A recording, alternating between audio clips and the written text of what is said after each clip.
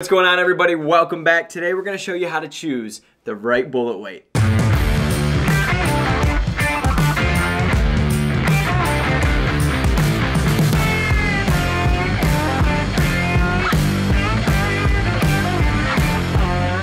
So I'm going to make this as simple as we possibly can, right? I'm going to put this in two categories. We got when to fish a lightweight and when to fish a heavyweight. So let's talk about the lightweight first. I'm going to be straight up with you guys. I'm going to fish a lighter weight any chance that I can. I'm talking 1/4 ounce, 3/16 ounce. Those lighter bullet weights I'm pretty much trying to stick with. Now, there's reasons for that, and I'll go over that here in a second. The only time that I'm going to pick up a heavyweight is in a specific scenario. So we're going to go ahead and take the heavyweights and put them off to the side. Why do I want to fish a lightweight in any scenario that I can? Here's why. So lightweights, they come in handy for a lot of reasons. One, when we're fishing shallow water. As bass fishermen, oftentimes we're fishing baits close to shore. We're fishing in shallow water. You know, spring and fall, you got bass coming up shallow, and a lot of times we're throwing worms and craws and things like that. So I'm going to use a lightweight for the reason that I'm going to be able to get the most action out of my bait, right? Like, for example, this guy right here. This is the 𝗙𝗵𝗶𝗹. Now, this is a bait that is designed to have action on the fall. And when it comes to fishing a bullet weight with it, I want to get the maximum action out of this 𝗙𝗵𝗶 as I can. So if I'm in a situation where I cannot fish it by itself, like just Texas rig without a weight, I'm gonna go ahead and stick with a small bullet weight because I'm gonna wanna get the most action out of this guy on the fall. So I'm gonna pick up something like a 3/16 ounce, maybe a 1/4 ounce.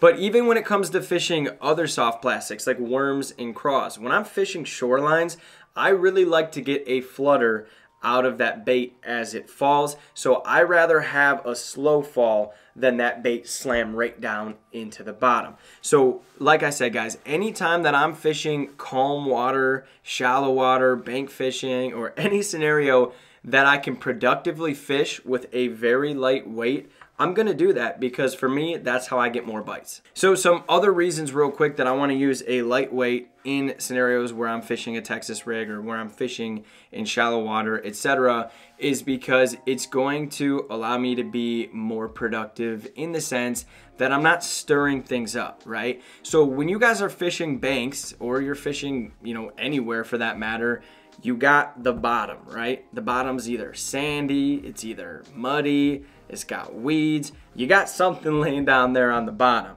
When I'm fishing in shallow water, I don't want to stir that up, right? So by using something like a 3/16 ounce, I can get my bait down there low key and fish it, get that action right where it needs to be and get bit. If I'm fishing in a scenario where I have a really muddy bottom and I'm using something like a 3/8 ounce with like a 𝗙𝗵𝗶 or a craw, I'm just gonna stir up that bottom, right? If I'm popping it, it's gonna just throw dust up like crazy. So in that scenario, that heavy weight isn't exactly helping me out. So that's just what it comes down to, right? I'm trying to get the maximum action out of my bait. I'm trying to fish productive. And so if I have the opportunity to get away with using a lightweight, I'm going to do that. But now let's talk about the scenarios where you're gonna pick up that heavyweight because you need it. So the first thing that kind of goes hand in hand with heavy duty weights is when you're fishing in scenarios where you gotta break through the surface. I'm talking punching heavy weed mats, you know, heavy cover, things like that.